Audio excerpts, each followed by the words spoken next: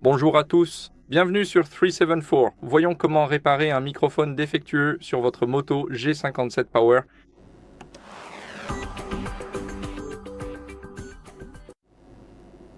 Alors, tout d'abord, ce que vous devez faire, c'est nettoyer le port du microphone avec un outil non métallique. Si vous utilisez quelque chose de métallique, vous risquez d'endommager le port et ce serait vraiment mauvais. C'est une erreur courante. Les gens utilisent quelque chose pour essayer de le retirer, mais tout ce dont vous avez besoin, c'est d'une brosse douce. Si vous utilisez quelque chose comme un extracteur de carte SIM, c'est en fait un mauvais exemple, mais je n'ai rien d'autre avec moi en ce moment.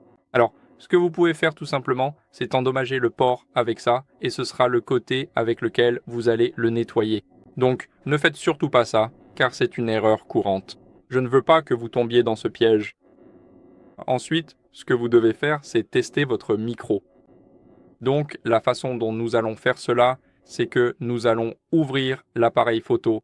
C'est donc un peu mon test. C'est comme ça que je procède. Maintenant, bien sûr, nous allons passer en mode vidéo.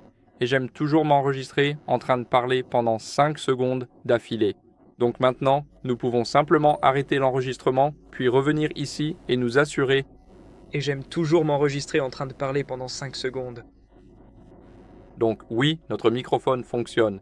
Si le vôtre ne fonctionne pas, ce que vous devez faire, c'est redémarrer votre téléphone. Allez ici, ouvrez le centre de contrôle, faites glisser une deuxième fois, puis cliquez ici dans le coin inférieur droit. Maintenant, appuyez sur redémarrer et le téléphone va commencer à redémarrer.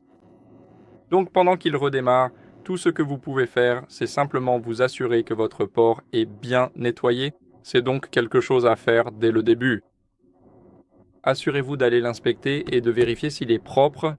Et s'il l'est, attendez simplement que le téléphone redémarre. Je vous retrouve dans un instant. Maintenant, après le redémarrage, ce que nous allons faire en dernier recours, c'est vérifier les mises à jour logicielles.